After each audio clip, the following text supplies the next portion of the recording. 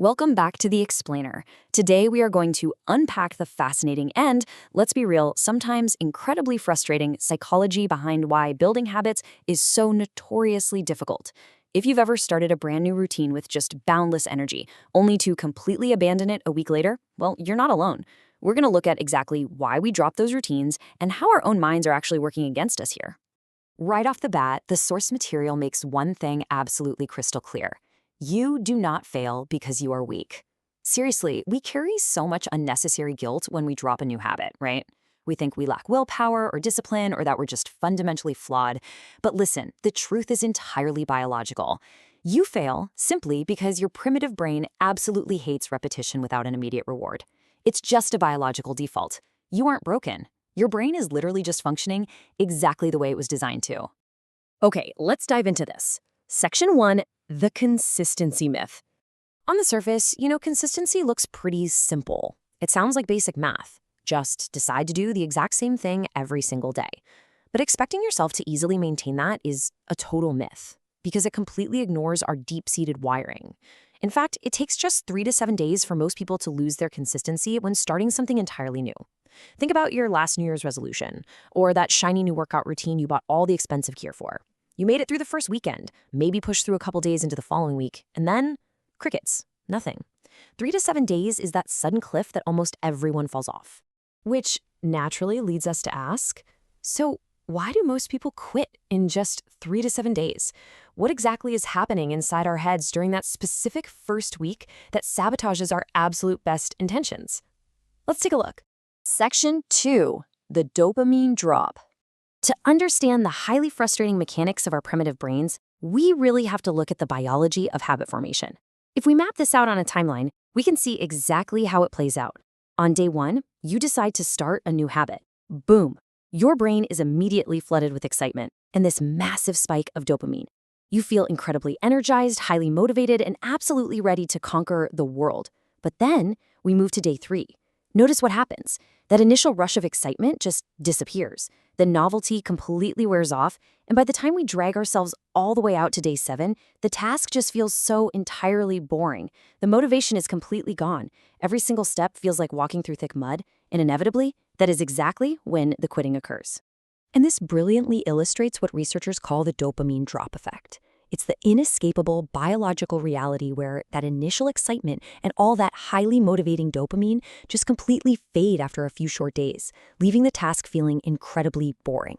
Your brain was running on high-octane chemical fuel on day 1, and by day 7, the chemical tank is literally just running on fumes.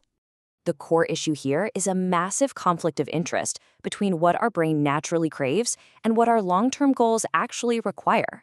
See, our brain strongly prefers immediate results. It wants a payoff right now, this very second. But consistency? Well, consistency usually only gives delayed results. You don't master a new language after just one lesson, and you definitely don't transform your health after eating one single salad.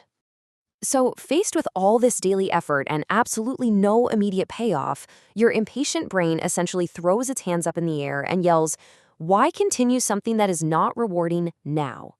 It's honestly exactly like an impatient kid in the backseat of a car on a cross-country road trip, screaming, "Are we there yet? If we aren't there yet, why are we even driving?" Your brain fundamentally resents doing all the hard work today for a reward that might only show up months or maybe even years from now. Which brings us to Section 3, the identity problem. Now, what's really interesting about this slide is how it shows us the way to fix this biological mismatch. We have to pivot away from the biology of our brains and move right into the psychology of our mindset. Notice the massive difference here between merely trying to do a task and actually being that type of person.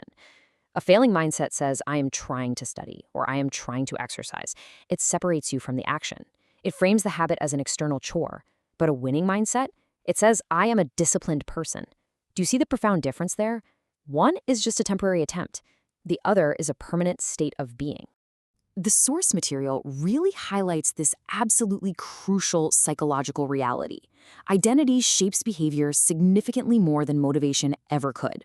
Motivation is fleeting, as we clearly saw with the dopamine drop. It's totally unreliable. But identity? That is your deeply held truth. When you truly, genuinely believe you're a certain type of person, your behaviors naturally align with that belief.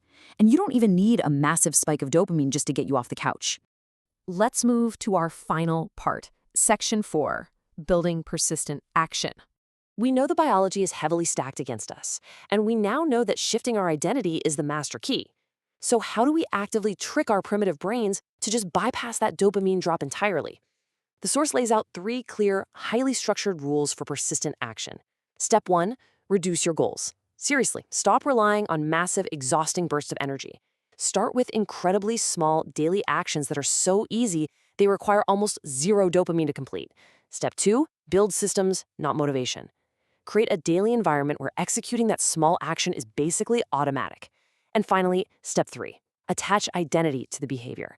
This is exactly where you lock the habit in permanently. So, the crucial point is, practically applying this shift looks like this. Instead of waking up and saying, I will study today, which, let's face it, sounds exactly like a tiring obligation your brain will reject by day 3, you must consciously tell yourself, I am someone who studies daily. You are completely shifting your entire focus from the exhausting action itself directly over to the empowering identity. To wrap up this explainer, I really want to leave you with this incredibly powerful quote straight from the source material. Consistency is not about motivation. It is about training your brain to repeat actions until they become identity. The architecture of persistent action isn't built on fleeting excitement. It's built on small, systematic repetitions that slowly and permanently rewrite who you believe you are. So my final question to you is this. What small, seemingly insignificant action will you begin training into a lifelong identity starting today? Think about it. Use the strategies we covered as your guide and start building. Thanks so much for joining me for this explainer, and I will catch you in the next one.